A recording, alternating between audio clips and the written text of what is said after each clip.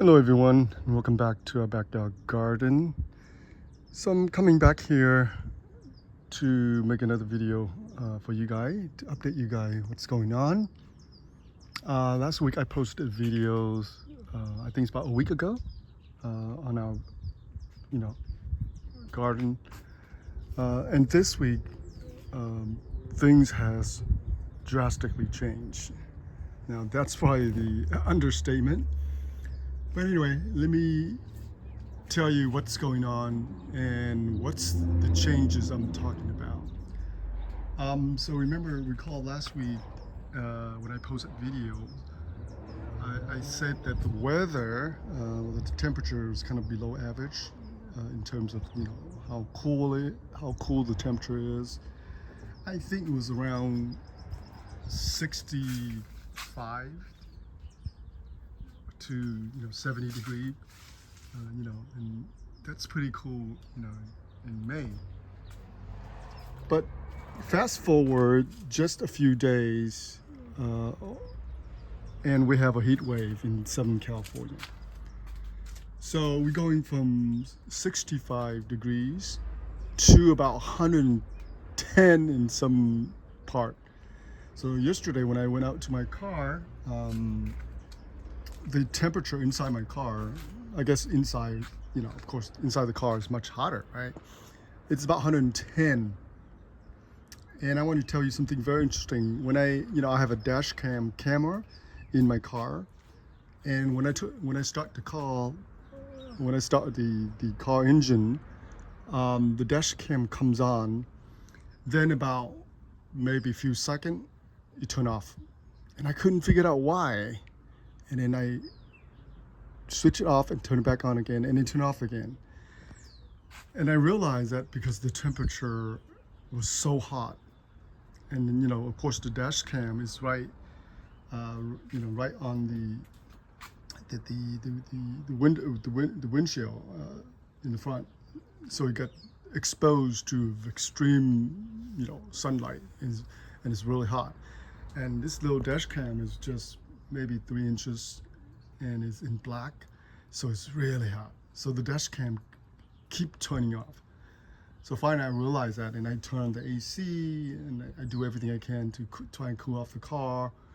And then finally, after about 30 minutes, the dash cam stay on. So that was it. But what I'm about to show you now is the damage in terms of the heat. So here's one example real quick. My strawberry, right? So you can see here all this burnt leaves. Now this guy here, this one right here, actually pretty much completely burnt like this. But as I came back, I think on Friday, I watered it a little bit, and it's kind of come back a little bit, but you can see here all this crispy burnt out leaves here. On top of that, I guess the heat reflections and the heat from the cement pretty much also caused the temperature to be much hotter. And you look at that, the nasturtiums also got burned pretty bad, right? So my plan is probably to move them out and to move them to the back of the house, which we have a lot of partial shade. So I think that will work just fine. And here's another one. I started 2 of the 6-pack seeds. This is all nasturtium. And last week, this little seedling right here, you can see here, was coming up beautifully, right? 65, 70 degree, absolutely beautiful. And the temperature was just right for them to sprout. And I forgot to move it or take it out to put it in the shade. And voila, when the temperature spiked to 100 degrees, they were toast completely. You can see here, look at it, they were toast. That's it, game over for them. Because they only, an inch and a half, 2 inch. And I was about to take them out and plant them somewhere. But before I can do that, they're already toast. All right. So I want to show you a few more examples. Now this is a little bit different. These are, of course, obviously house plant. Oh, by the way, I created this moss pole for experiment to see how the pothos, those are pothos, and those are philodendron here, and here's some here too. But as you can see, some of them got really burnt pretty bad. And this section here doesn't get full sunlight, indirect sunlight. But I guess in the afternoon when the sun set this way, this is west, when the sun set this way, so the sun rays come this way and you get exposed to a little bit of heat and sunlight. And as you can see here, I think they got burned pretty bad. Look at this. Look at that. Okay. So what I'll have to do is remove some of those dead leaves. And I probably have to move all this house plant inside the house. Now all my succulents actually are doing quite okay because again they don't get so much direct sunlight, and of course they love the heat as long as they're not direct. As long as they don't receive direct sunlight, they'll be all right. And of course, when they get a lot of sunlight, they produce flowers. Okay, that's what happened to succulent when they get a lot of light. They will produce flowers. Sometimes you want the flower, sometimes you don't want the flower. Depends how you want to grow them. But I just leave them. Some of them I just leave them. I thought the flower is kind of nice. But if you want to grow beautiful leaves, then of course you want to remove the flowers. All right, so I want to show you a few more examples on this side. How the heat can damage. Look at this, all this is damage. The orchid actually do quite well. They get burned, but they always come back. And it's very strange. Orchid's supposed to be, partial shade kind of plant. They like the cool. They like to kind of stay beneath or around trees and stuff like that, beneath the canopy of trees. But they seem to be the most resilient and tough plant I have grown in my garden. Believe it or not, they are really tough. So this section is not too bad because, of course, obviously the house here, we don't have direct sunlight. So the sun comes from that direction, that's east. So they get a little bit of early sunlight from here, and after that they won't, they don't get any sunlight. Now this section here do get a lot of exposure to the sun, but as you can see, I start to water them, so they turn kind of green again. Now the cherimoya, some of these leaves are nice and young, tender leaves. They exposed to the heat, and you can tell they get burned pretty easily. Okay. The loquat, they are fine. They love the heat. Obviously, they love the heat. Okay. So on this section here, okay, this tiny little grapes here are doing good. All this section here actually do pretty well because even though it's very hot, they'll get partial sun in the daytime, in the midday, so they'll be all right. Now the tomatoes love the heat, obviously, right? And this guy here in the container, it's about 24 inches now. So I put a cage around this and see how it, see how they do. I trim off a lot of bottom leaves, sucker, if you want to call them. Here, I'll remove all the sucker here because I want to keep them compact and really small. Okay.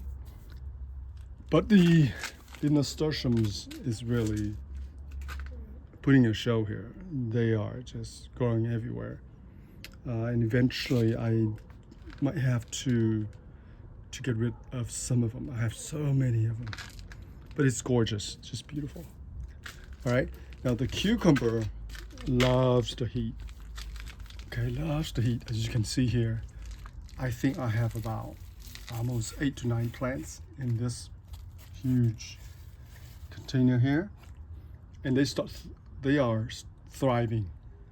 And that one in the back, I'll probably allow it to to climb up to the trellis, and all this guy here will probably gonna come up to this trellis. Now remember I planted one in the ground, and it didn't grow as fast as well as the guy in the container. You can see the difference, right?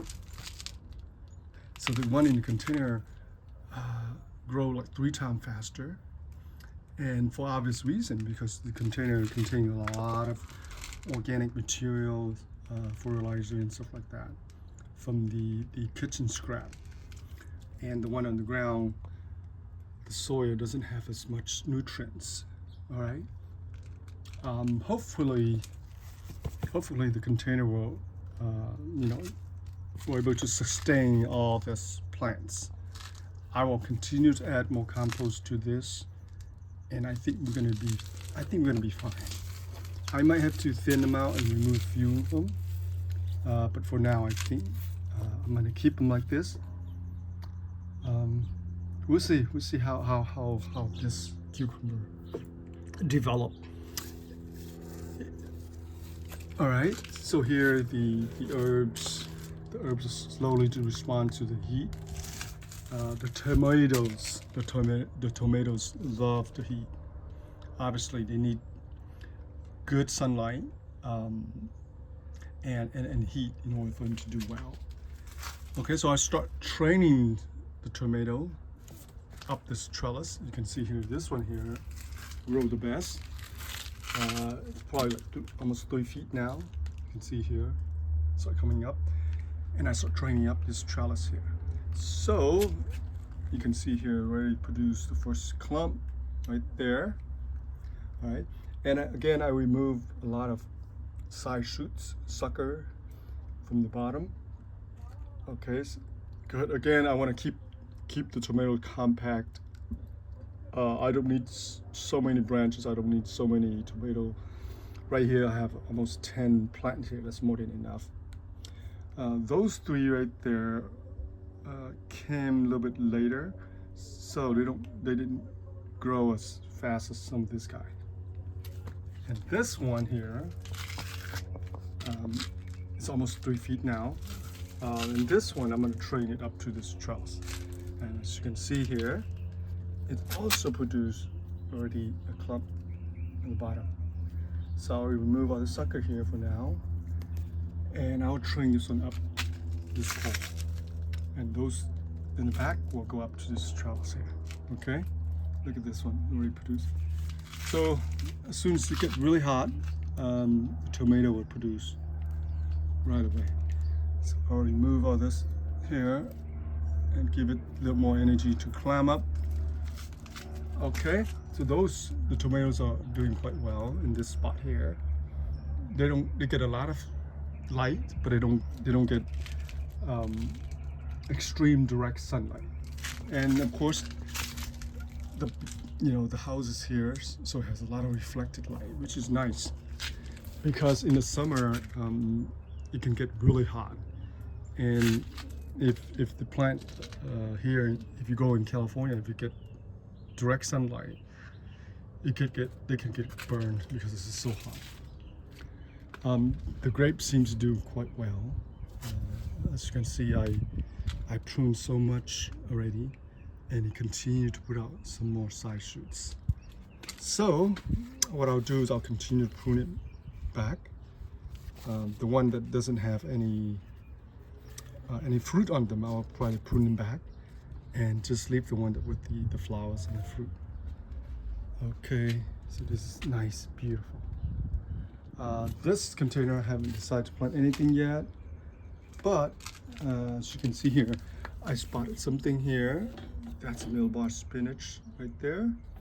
And those are just clover. And we have a avocado plant growing out here. And the herbs respond extremely well. And I keep water them. And as you can see here, all the mealbar spinach starting to come up. See that? All right. Okay, so this section here I haven't done very much, but look at all the herbs. They are beautiful. So I harvest a whole bunch of them already. And this is a good good size leaf to harvest. Okay, those are real nice, beautiful. All right, and then here, the potatoes. I haven't have time to relocate the potatoes. I think I want to relocate them to a different section because they are, they do quite well in this part of the garden because of very sandy soil, loose, but they do quite well. Okay, and the bitter melon, finally this guy is starting to take off now. He's up to about 4 feet now. A little thin, I would say, a little thin. But eventually, once I add more compost to the soil, it will respond pretty well. All right, so that's pretty much the end of our garden here with the nasturtiums here. Continue to fly, continue to climb. And again, they put out so many seeds. Hey, I want to show you a few. So all these are the seed pods, right? But if you look closely here, if I move some of this, those are seed. Look at that. There's so much seeds on the ground here, and they will continue to put out more. Look at all the seeds.